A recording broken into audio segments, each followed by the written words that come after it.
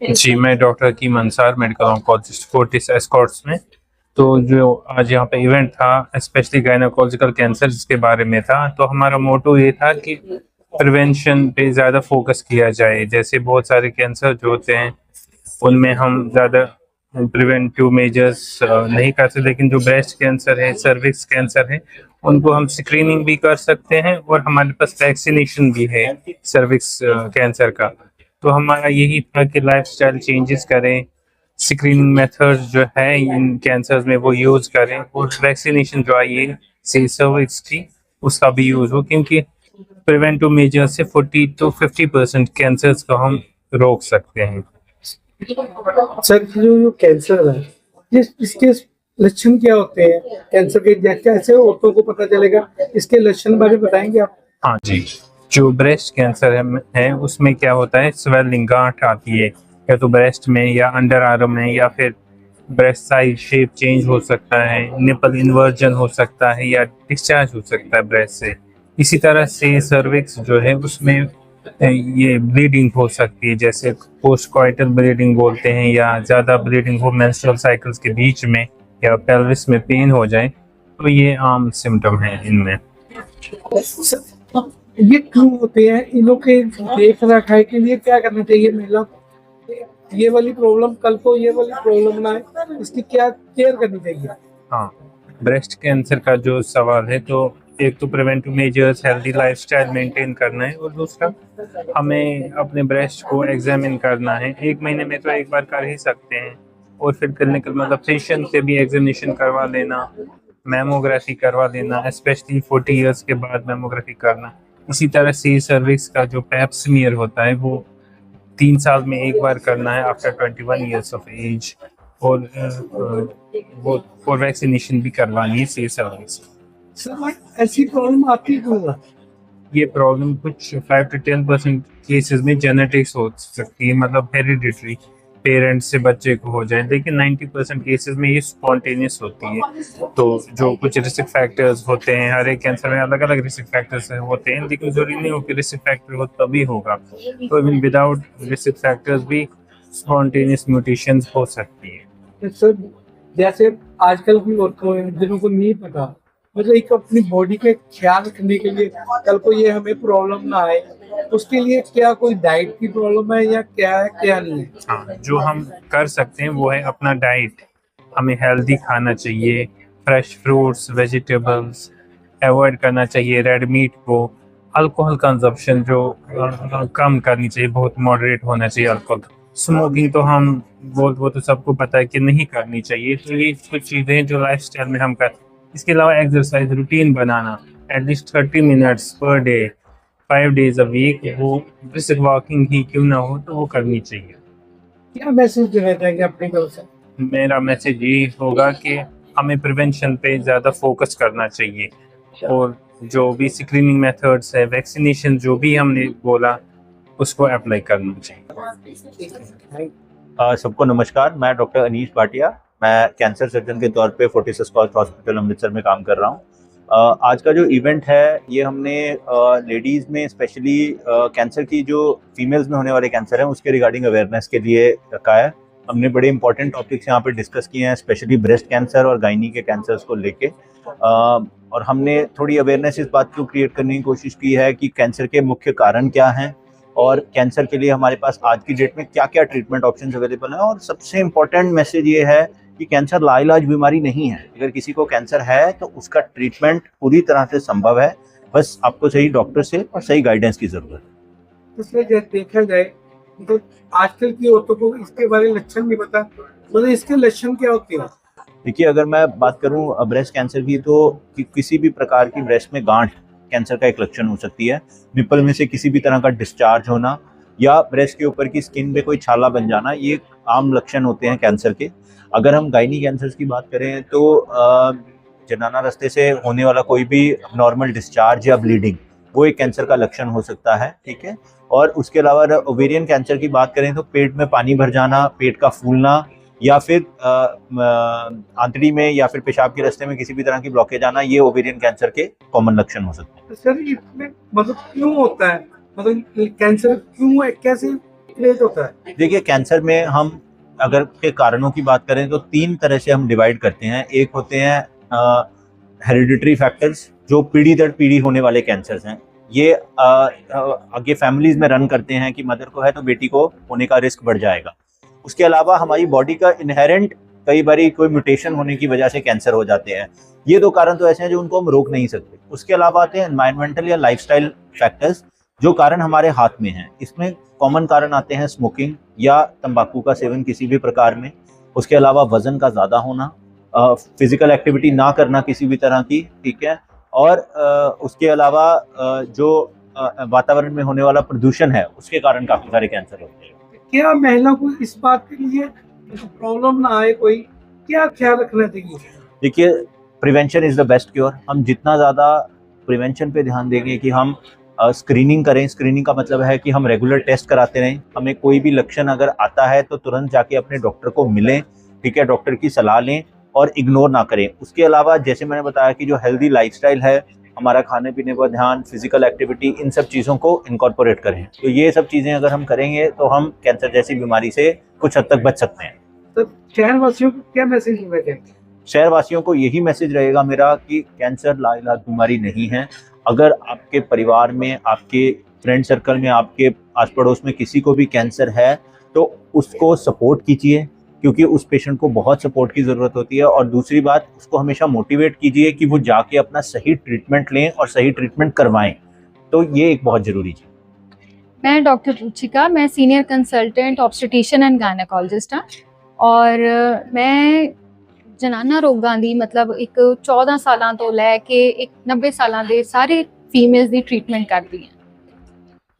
Ma'am, जो seminar कराया गया वो किस पर्पज पे करवाया गया? ਇਸ ਪਰਪਸ ਲਈ ਕਰਾਇਆ ਗਿਆ ਕਿਉਂਕਿ ਅਸੀਂ ਅਵੇਅਰਨੈਸ ਕਰਨਾ ਚਾਹੁੰਦੇ ਹਾਂ ਇਸ ਚੀਜ਼ ਨੂੰ ਲੈ ਕੇ ਕਿ ਕੈਂਸਰ ਵਰਗੀਆਂ ਬਿਮਾਰੀਆਂ ਅੱਜ ਕੱਲ੍ਹ ਵੱਧ ਰਹੀਆਂ ਨੇ। ਸਾਨੂੰ ਉਹਨੂੰ ਟਾਈਮਲੀ ਦਿਖਾਉਣ ਦੀ, ਔਰ ਸਰਵਾਈਕਲ ਕੈਂਸਰ ਦੇ ਕੇਸਿਸ ਵਿੱਚ ਤਾਂ ਅਸੀਂ ਰੋਕਥਾਮ ਵੀ ਉਹਦੀ ਕਰ ਸਕਦੇ ਹਾਂ ਜੇ ਅਸੀਂ ਟਾਈਮਲੀ ਦਿਖਾਈਏ। ਸੋ ਸਾਨੂੰ ਇੱਕ ਰੈਗੂਲਰ ਚੈੱਕਅਪ ਦੀ ਜ਼ਰੂਰਤ ਹੁੰਦੀ ਹੈ ਵਿਦ ਅ ਗਾਇਨੋਕੋਲੋਜਿਸਟ, ਐਂਡ ਅੱਜ ਕੱਲ੍ਹ ਵੈਕਸੀਨੇਸ਼ਨ ਵੀ ਹੈਗੀ ਹੈ ਜਿਹਦੇ ਨਾਲ ਅਸੀਂ ਇਹ ਰੋਕ ਵੀ ਸਕਦੇ ਹਾਂ ਸਰਵਾਈਕਲ ਕੈਂਸਰ ਦੀਆਂ ਚੀਜ਼ਾਂ। ਤੇ ਮੈਮ, ਜਿਹੜੇ ਕੈਂਸਰ ਜਿਹੜੇ ਮਤਲਬ ਇੰਨਾ बढ़ावा ਹੋ ਰਿਹਾ ਹੈ, ਉਹਦੇ ਕੀ ਇੰਤਜ਼ਾਮ ਕੀਤੇ ਗਏ ਆਪਣੇ ਡਾਕਟਰ ਵੱਲੋਂ, ਜਾਂ ਮਤਲਬ ਕੀ ਕੇਅਰ ਹੈ ਉਹਦੇ ਬਾਰੇ ਕਿੱਦਾਂ ਵਾ? ਦੇਖੋ, ਜਦੋਂ ਵੀ ਕੋਈ ਵੀ ਕਮਿਊਨਿਟੀ ਦੇ ਵਿੱਚ ਕੋਈ ਡਿਜ਼ੀਜ਼ ਆਉਂਦੀ ਹੈ ਉਹਦੇ 2 ਤਰੀਕੇ ਨਾਲ ਅਸੀਂ ਉਹਨੂੰ ਕਰਦੇ ਹਾਂ। ਇੱਕ ਹੁੰਦਾ ਹੋਣ ਤੋਂ ਪਹਿਲਾਂ ਰੋਕਣਾ, ਦੂਜਾ ਹੈਗਾ ਉਹਦਾ ਟਰੀਟ ਕਰਨਾ।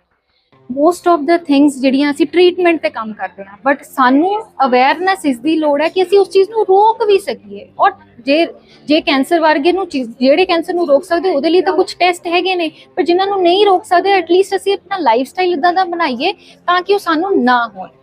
ਤੇ ਮੈਮ, ਇਹਦੇ ਲੱਛਣ ਕੀ ਦਿਖੇ ਜਾਂਦੇ ਜਦੋਂ ਮਤਲਬ ਉਹ ਕਿੱਦਾਂ ਪਕੜ ਸਕਦੀ? ਜਿਵੇਂ ਦੇਖਣ ਸੁਣਨ ਚ ਆਇਆ ਵਾ, ਚੌਥੀ ਸਟੇਜ ਤੇ ਜਾ ਕੇ ਪਤਾ ਚੱਲਦਾ, ਮਤਲਬ ਇਹਦੇ ਸਟਾਰਟਿੰਗ ਲੱਛਣ ਕੀ ਹੁੰਦੇ ਆ? ਐਗਜ਼ੈਕਟਲੀ। ਸੋ ਇਹਦੇ ਵਿੱਚ ਇਦਾਂ ਹੈਗਾ ਕਿ ਹਰ ਕੈਂਸਰ ਦੇ ਕੁਝ ਡਿਫਰੈਂਟ ਲੱਛਣ ਹੁੰਦੇ ਨੇ, ਬਟ ਜਿਹੜੇ ਕੈਂਸਰ ਜਿਹੜਾ ਕਿ ਫੀਮੇਲਸ ਦੇ ਵਿੱਚ ਬ੍ਰੈਸਟ ਕੈਂਸਰ ਤੇ ਸਰਵਿਕਸ ਕੈਂਸਰ ਜਿਹੜਾ ਕਿ ਪਹਿਲੇ ਔਰ ਦੂਜੇ ਨੰਬਰ ਤੇ ਹੈਗਾ, ਇਹਦੇ ਵਿੱਚ ਅਸੀਂ ਜਿੱਦਾਂ ਕਿ ਅੱਜ ਦੱਸਿਆ ਗਿਆ ਹੈ ਕਿ ਬ੍ਰੈਸਟ ਸੈਲਫ ਐਗਜ਼ਾਮੀਨੇਸ਼ਨ ਕਰਨਾ ਹੁੰਦਾ ਹੈਗਾ ਆ, ਮਤਲਬ ਆਪ ਫੀਮੇਲ ਨੇ ਚੈੱਕ ਕਰਨਾ ਕਿ ਸਾਨੂੰ ਕੋਈ ਲੰਪ ਫੀਲ ਤਾਂ ਨਹੀਂ ਹੋ ਰਿਹਾ ਤਾਂ ਕਿ ਅਸਲੀ ਜਲਦੀ ਡਿਟੈਕਟ ਕਰ ਸਕੀਏ।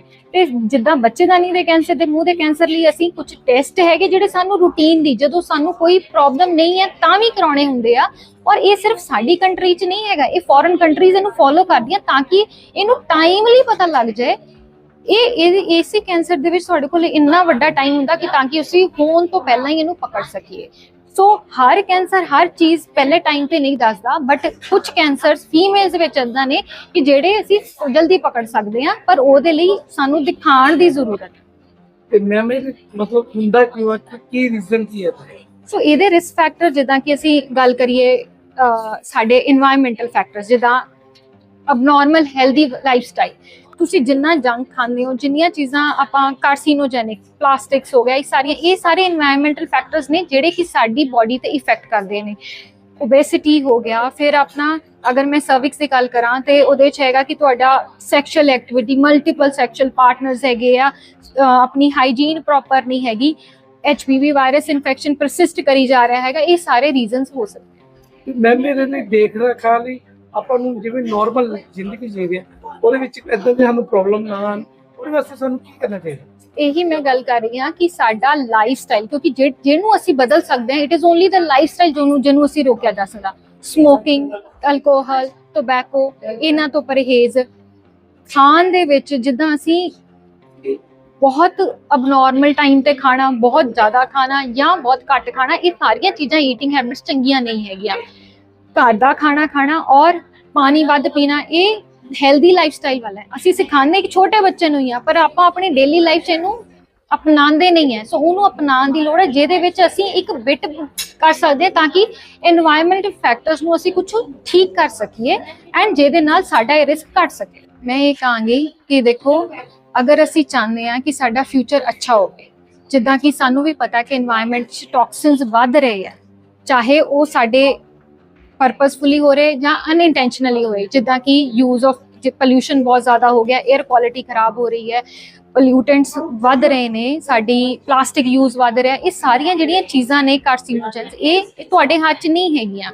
ਬਟ ਦ ਥਿੰਗ ਜੋ ਤੁਹਾਡੇ ਹੱਥ 'ਚ ਹੈ, ਆਪਣੇ ਲਾਈਫ ਸਟਾਈਲ ਨੂੰ ਮੇਨਟੇਨ ਕਰਨਾ ਔਰ ਠੀਕ ਰੱਖਣਾ ਤਾਂ ਕਿ ਤੁਹਾਡੀ ਸਿਹਤ ਠੀਕ ਰਹੇ। ਸੋ ਇਹਦੇ ਵਿੱਚ ਹੈ ਕਿ ਆਪਣੇ ਹੈਬਿਟਸ ਠੀਕ ਰੱਖੋ। ਆਪਣੀ ਜਿਹੜੀ ਤੁਸੀਂ ਕਹਿੰਦੇ ਹੋ ਅਲਕੋਹਲ ਐਂਡ ਟੋਬੈਕੋ, ਇਹ ਤਾਂ ਬਿਲਕੁਲ ਹੀ ਬੰਦ ਹੋਣੇ ਚਾਹੀਦੇ ਆ ਜੇ ਤੁਸੀਂ ਚਾਹੁੰਦੇ ਹੋ ਕਿ ਸਾਡਾ ਫਿਊਚਰ ਚੰਗਾ ਹੋ। myself Miss Anjana Vijay Seth, director of Holy heart schools. आज वर्ल्ड कैंसर डे के उपलक्ष्य में मिसेस अर्चना ठाकुर ने प्रोग्राम करवाया, जिसमें उसने के team of doctors from Fortis से बुलाए और डॉक्टर भाटिया के अध्यक्ष में सारे डॉक्टर्स आए हुए। उन्होंने बहुत सा डिटेल में सारा कैंसर के बारे में, उसकी क्या कॉजेज़ हैं, उसके आगे उन्होंने ये भी बताया कि कैसे उनकी क्या प्रिकॉशंस क्या हैं, कैसे उसकी अवेयरनेस स्प्रेड कर सकते हैं। तो ऐसी जो नॉलेज है पब्लिक में ज़्यादा से ज़्यादा लोगों को पता होना चाहिए, क्योंकि ज़्यादा प्रॉब्लम कैंसर से ज़्यादा प्रॉब्लम अनअवेयरनेस की है। तो अगर हम चाहते हैं कि ये जो लोगों तक सारी बात पहुँचे और सही टाइम पे इसको डायग्नोस करके इसकी ट्रीटमेंट करवाएं, तो मुझे लगता है ये प्रॉब्लम काफ़ी कम हो सकती है और काफ़ी जो ये मतलब प्रॉब्लम्स लोगों तक पहुंचती है वो कम से कम हो जाए। मैं यही कहना चाहती हूँ कि हर इंसान को कैंसर के बारे में पता होना चाहिए और इसकी क्या क्या प्रॉब्लम्स है रिलेटेड और उनकी क्या किस वे से इसको सॉल्व करना है, ये सब मैक्सिमम लोगों तक पहुँचना चाहिए। तो this is the message, diagnose the cancer at the right time and avail the treatment that is available. नमस्कार, मैं अर्चना ठाकुर ईशान मीडिया हाउस से।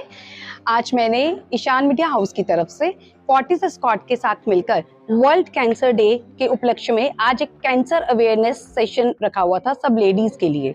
और आज यहाँ पे डॉक्टर अनीश भाटिया, डॉक्टर रुचिका और डॉक्टर हकीम अंसर हुसैन जी ने आके यहाँ पे बहुत अच्छे नॉलेजेबल सेशन दिया लोगों को, जिसमें उन्होंने कैंसर के सिम्टम्स, कैंसर के फैक्ट्स और कैंसर क्यों होता है और उसके क्या प्रिकॉशंस होते हैं, उन्होंने अच्छे से ब्रीफ किए।